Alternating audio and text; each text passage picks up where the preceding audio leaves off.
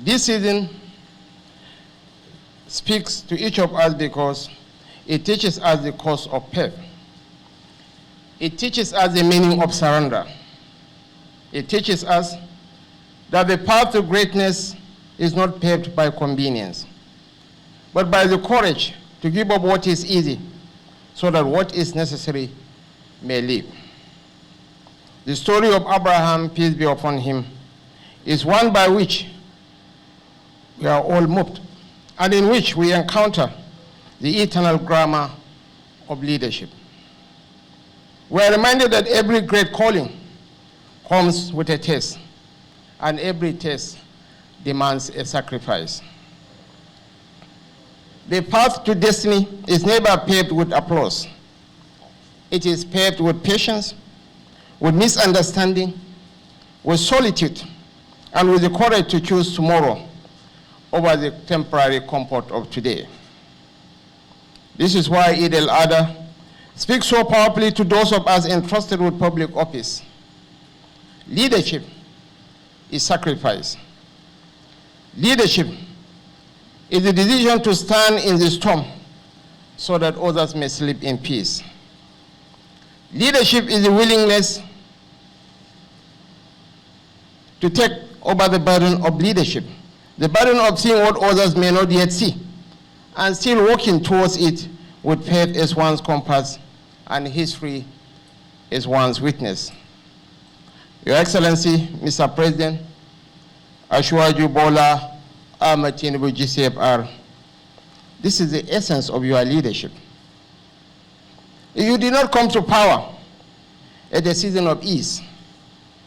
You came at a time when the house required more than a painter.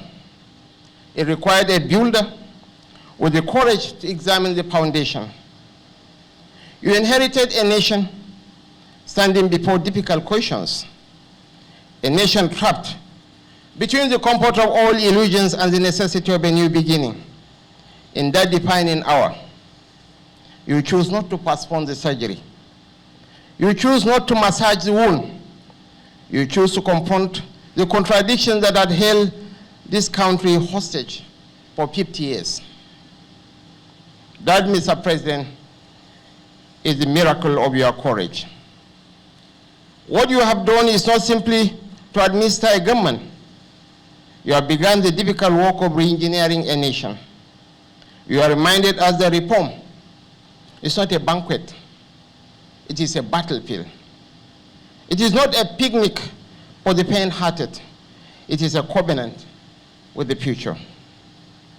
You also came at a time when West Africa has become a field of dangerous experiments, military adventurism, institutional collapse, and geopolitical miscalculations. Yet your leadership has kept Nigeria steady. You have spoken for democracy without sounding imperial. You have defended constitutional order without abandoning diplomacy. You have engaged the world, not with the insecurity of a begging nation, but with the confidence of a country conscious of its worth. Because of you, Mr. President, Nigeria is not collapsing under the weight of inherited burdens. Nigeria is becoming a case study in courage. Nigeria is becoming a lesson in difficult reform. Nigeria is becoming an example of what happens when leadership chooses the national interest over personal comfort. Your Excellency, permit me to speak not only as your Vice President, but as a witness. I have watched you lead with a calm that conceals the burden of command. I have watched you listen with the patience of a man who understands the mathematics of power. I have watched you decide with the courage of one who knows that the verdict of history is often kinder than the noise of the moment.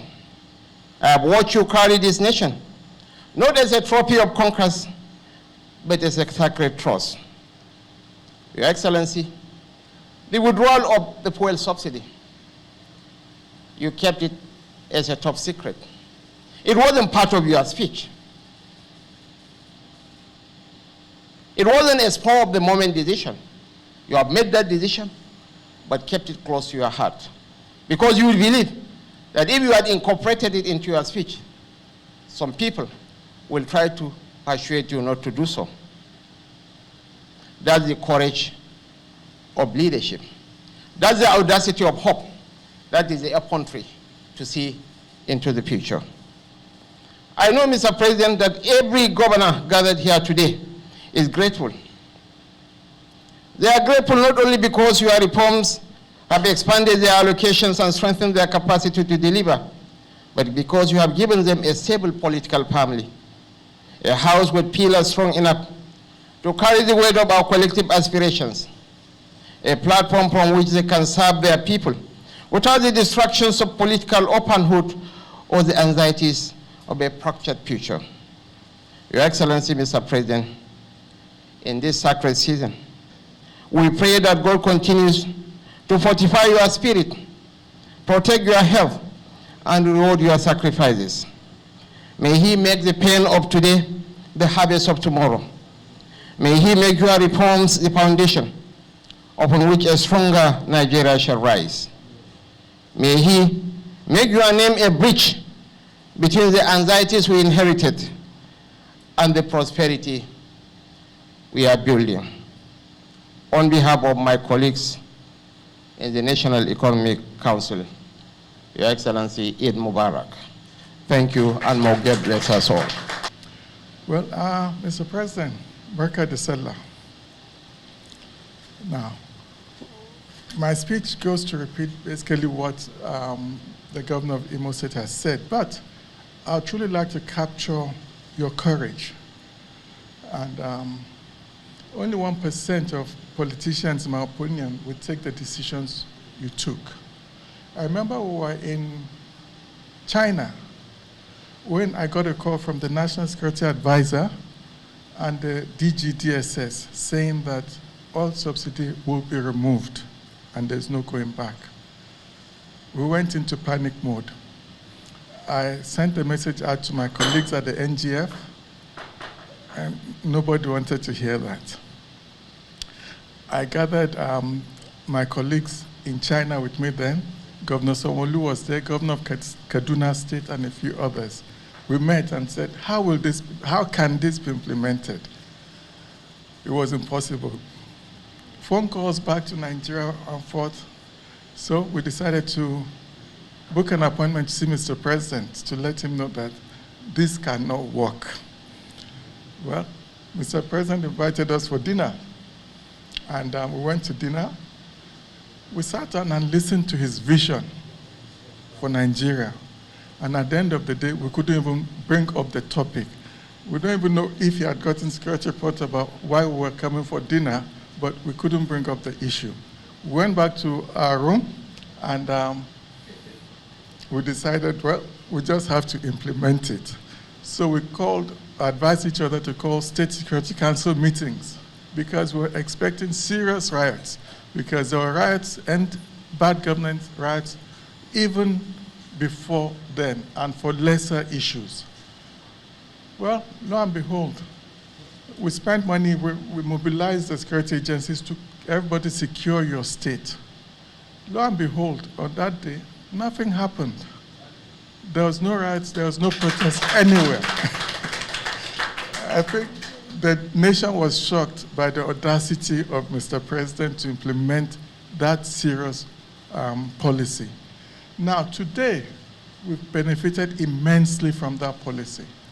I can say, as a matter of fact, in my own state, when we get the FAC allocation, after paying salaries, we're left with 100 or 200 million.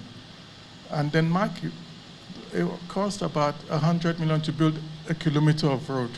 So all states resorted to issuing bonds and borrowing money. Today, states are not going to borrow money. They're not going to issue bonds. In fact, we're reducing our debt burden. Some states have cleared the debts, like Delta State has cleared its debt, and we inquire reduce our debt by 40%. So the benefits are there. Look, minimum wage has gone up. And on the issue of minimum wage, most of the states are paying almost 100,000 naira today. And I urge Your Excellency to let's all have a discussion on moving the minimum wage to a minimum of 100,000. We know we'll get the normal support from you as we go ahead to implement that.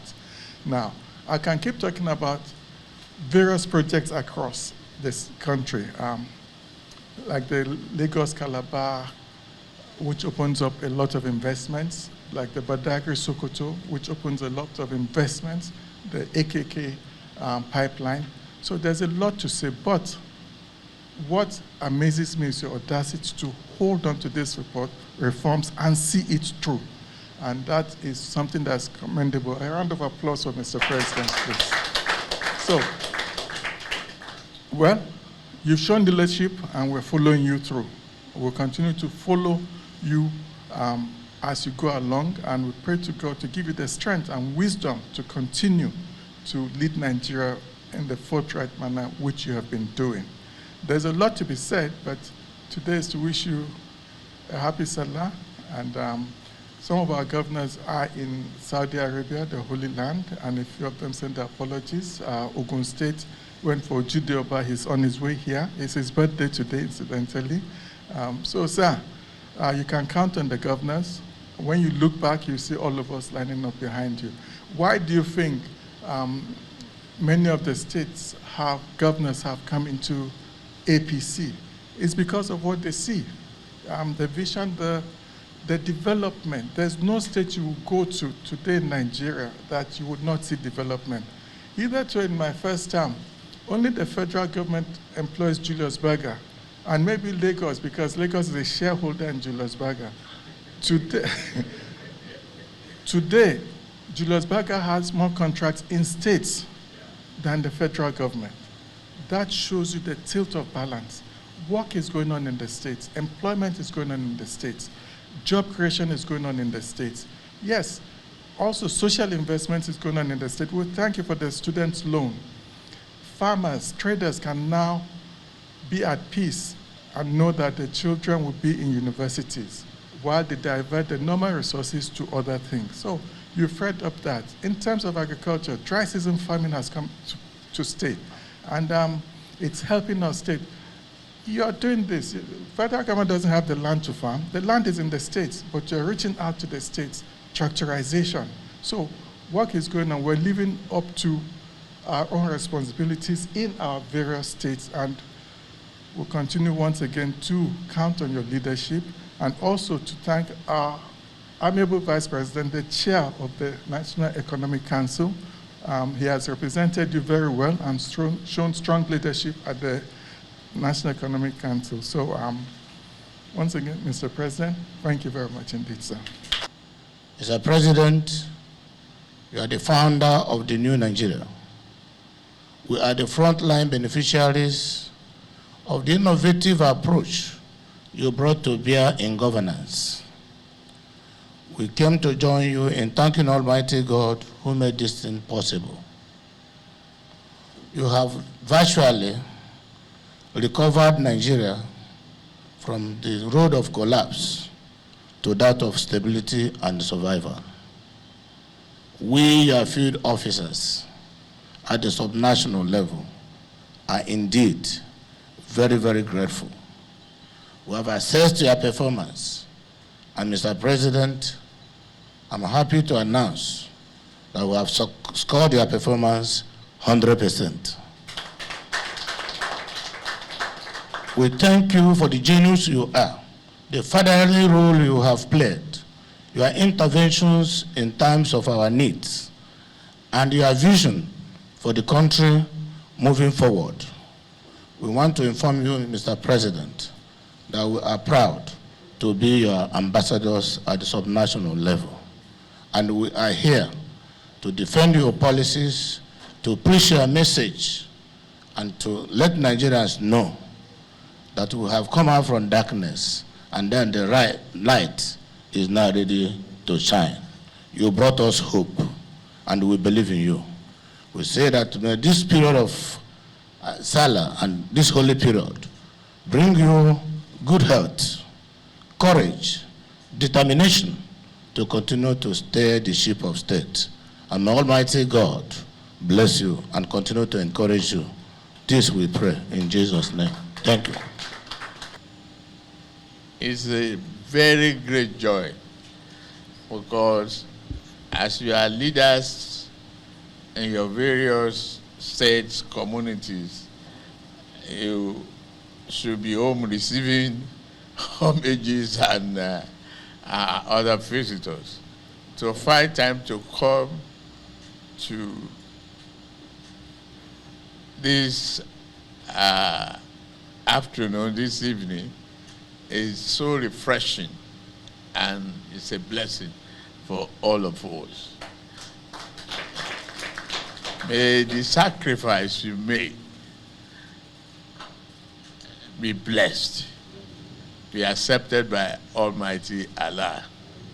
I've heard the remarks. The joy is in the heart. And the fact that we pulled together at the time I faced the challenge of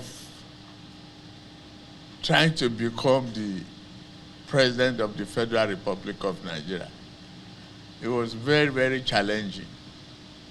It was tough for those who are in the party with me. Some kept faith, and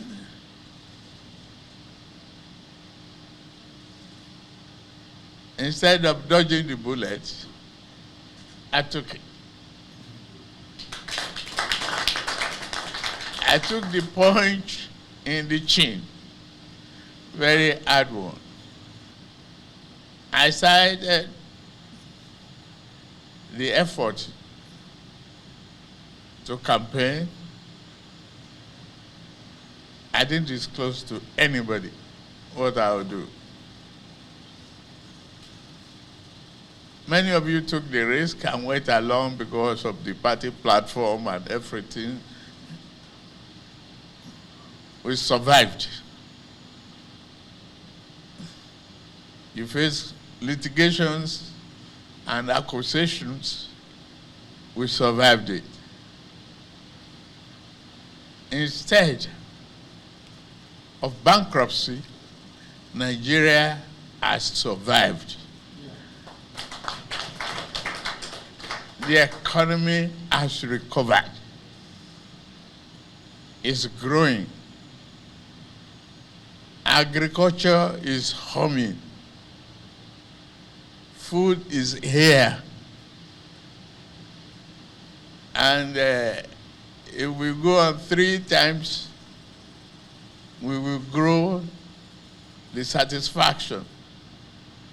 Today, I was watching some clips of the Sokoto Badagry. Imagine how many dams on that corridor for irrigation, for farming land, for electricity. Well, many of you have survived and promoted the perseverance of many of our people, asking them to trust in this government. And you build that trust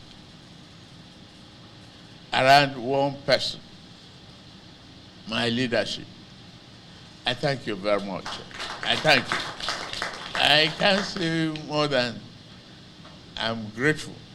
Grateful to Almighty God that we are here together to share whatever we have in each other's thinking and developmental programs. I'm glad out of the 27 governors borrowing from federal government, asking for interventions and all whatnot, to survive, how to pay salaries. No more. You kept the spirit. You kept the hope. You persuaded our people to be patient, to endure these 3 years of painful reform, where we put the economy on reset. Today, the benefits is showing. Economic has recovered. Macroeconomic indices are doing very well. Construction is ongoing in roads, infrastructure. The ones abandoned are being rehabilitated. Housing industry is coming on very well. Agriculture will prosper again. We achieve food sovereignty if we utilize the land that are in your possession and in your various states effectively well. Thank you very much for having the faith and keeping the lights going. That's all I can tell you. I'm overjoyed that you left your state today, of all this, to pay this visit. It's done in the history and well written in my heart. It's engraved. Thank you very much.